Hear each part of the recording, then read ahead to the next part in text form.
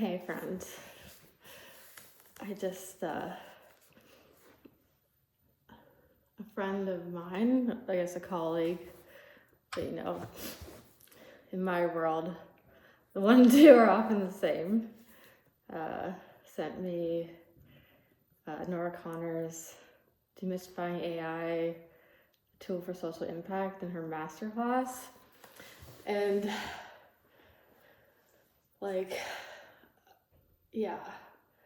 I don't know about the rest of you in this sector, but I spent the last couple of years deep in the cybersecurity spaces, and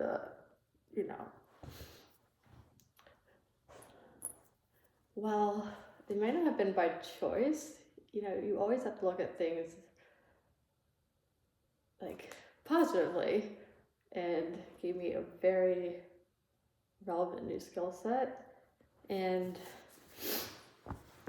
without having the same access to resources I was used to, I very quickly delved into using AI and AI models, and like most things as causal researchers, right? We seek to understand. It's not enough to use something, because you'll run into things hallucinations and trying to explore limitations of the abilities of things. And wouldn't you know it, wasn't long before we new friends, were teaching me about the personalities. And for those in this sector, the NGO, economics, statistical kind of sector, the overlap is just not with all things tech, right? Obviously, but with the probabilities and the way that AI personalities work, the overlap between that and social constructs, and how we derive causality, and how we build models, and it's all statistics driven, as most people, a lot of people know, not most. Those who care to know can know. And I think Nora Connors does a really great job explaining it. Seen all different kinds of use cases for where she says, was the first person to sort of put forward this thought experiment. If the person can't distinguish between whether they're speaking with a person or a computer, the tool has passed the Turing test. Over time, the computers have gotten stronger. They've been trained on more data. They're getting smarter. You see this obviously with IBM Watson playing Jeopardy. Computers are now beating humans at chess games. And I know that that's scary for people, right? Because it's oh, what's the limitations of what I can do and stuff. But I'm kind of with her on this one and others, because there's put in the wrong hands, it could be a really bad force for negative, right? But there are a lot of people in the NGO sector, the nonprofit sector, academia, who have this very unique skill set, this advanced skill set, and that really, it's really expensive to do an impact assessment in the old ways of doing it, right? It's really expensive to build structural equation modeling type or new outcome measures, or to do predictives time series on lots of using large big data sets to answer simple research questions. That could take, in the past, historically, tons of time for teams. And while we look at the world there's been so much change, and there's been so much negative external shocks, or maybe not all external, and there's so much division, and none of that should be surprising, right?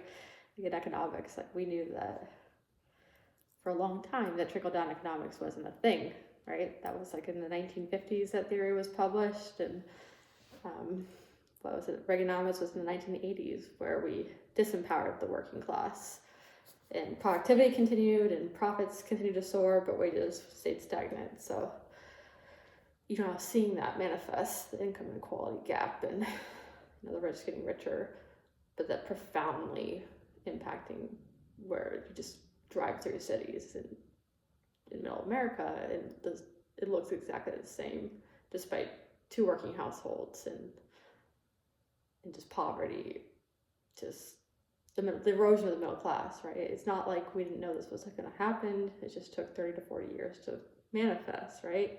Because that's what impact is, right? It takes time for the effects of things to manifest, and that time means it's harder for us as people to see it and remember it, because it's the way we work. But that's the beauty of data, right?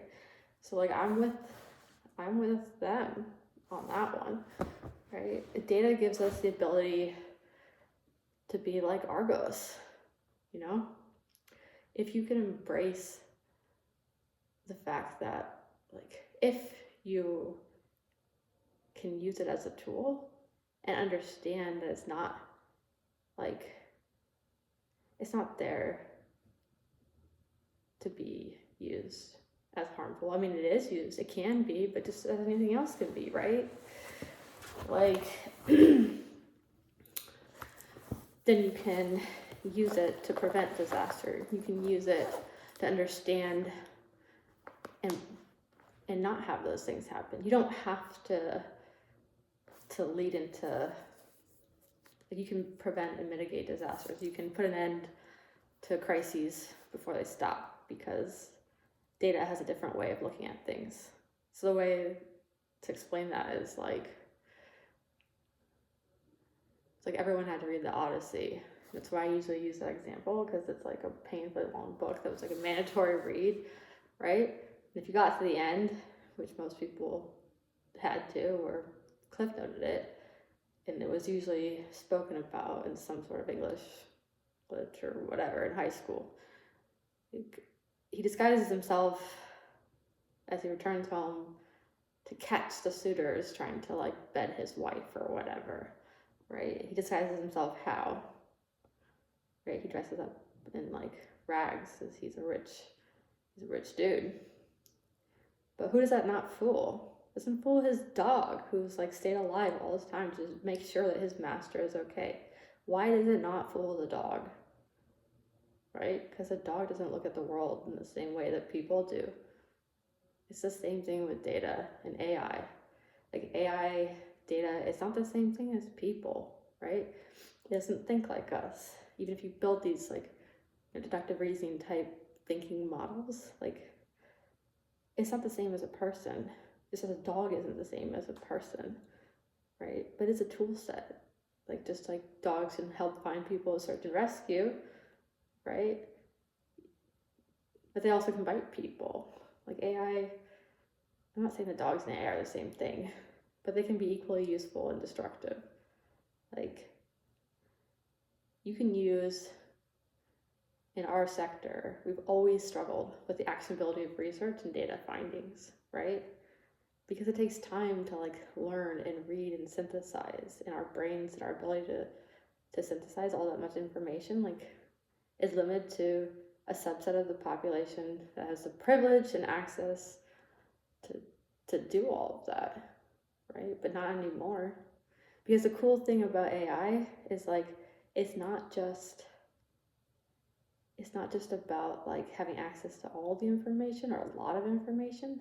You can just build its world, right?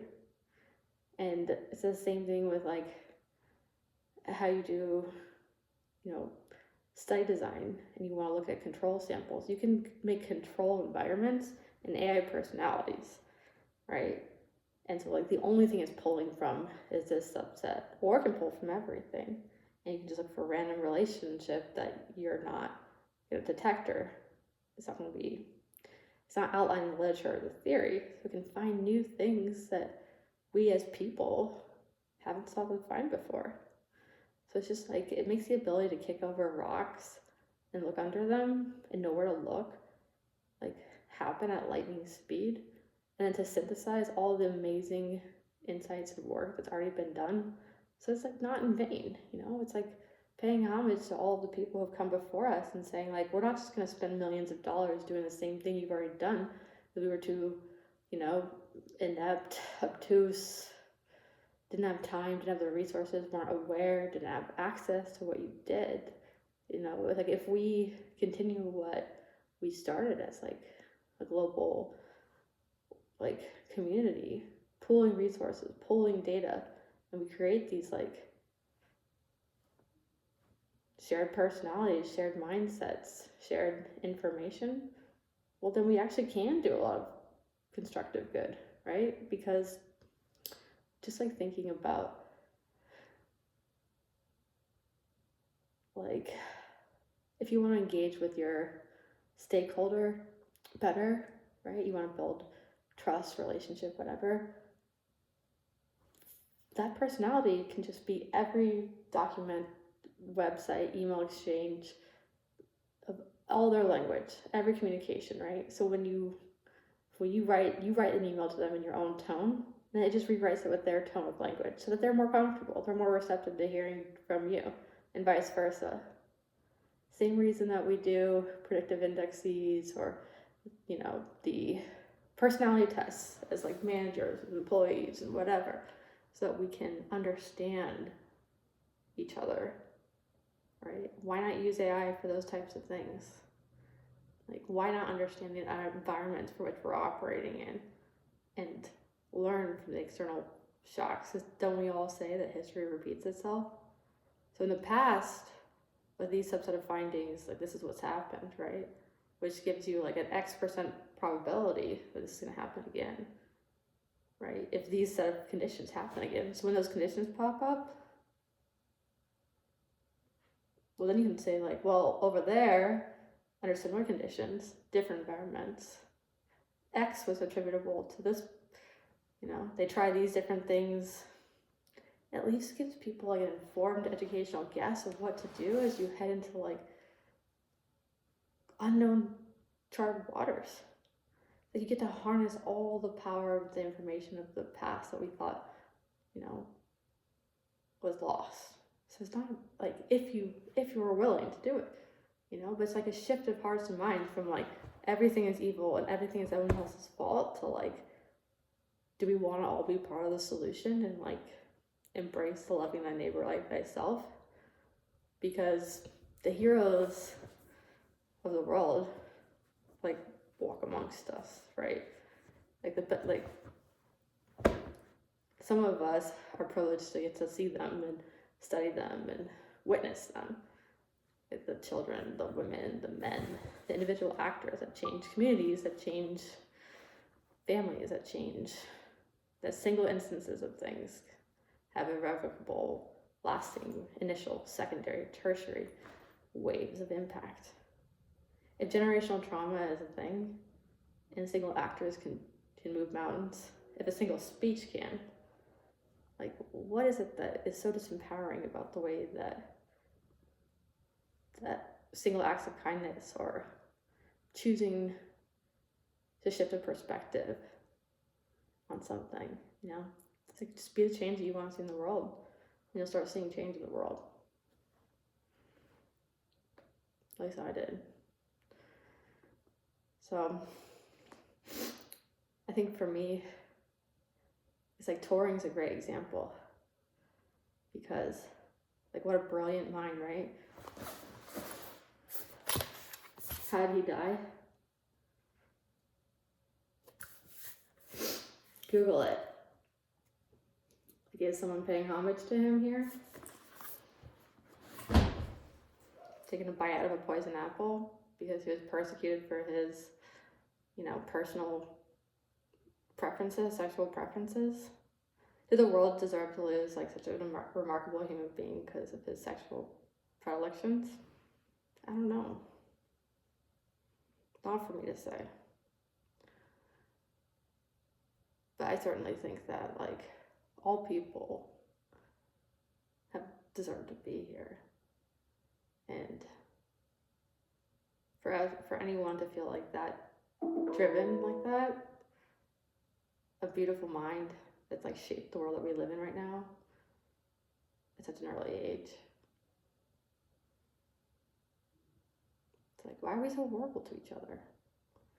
Like, technology, and I know this because I was there for the boom of it. Like, it was designed to bring equality to the world, to like reach people. It has, like, it's the change in poverty globally has. So why can't it do it here? I mean, it can if we let it, if we choose to be the change, you know. Like, why not use your Uber driver? Why not use all that data that you've got to like run through AI, target when you should go out, same way that they do. You know? Like, that's like some gold information right there. Just tied to like trip rides and money and the maps and like who you're picking up, where you're going, like that kind of information. Like, Uber's making bank off that. I mean, you guys crowd share that together, you'd make bank selling that to people like research firms or whoever. Or you'd make even more bank just if you crowd share with like your local community or friends or whatever, and this group targeted AI will build you the mathematical models now. And you can just pop into Excel and say like, go out in these days at these times, this is where you like your highest earning is, and don't waste your time going out at these times. Here's the depreciation on your car, you're making negative money at this time. Like, use AI to make your life better. That's what it's there for, in my opinion. Choose the bright side. Happy New Year, babies.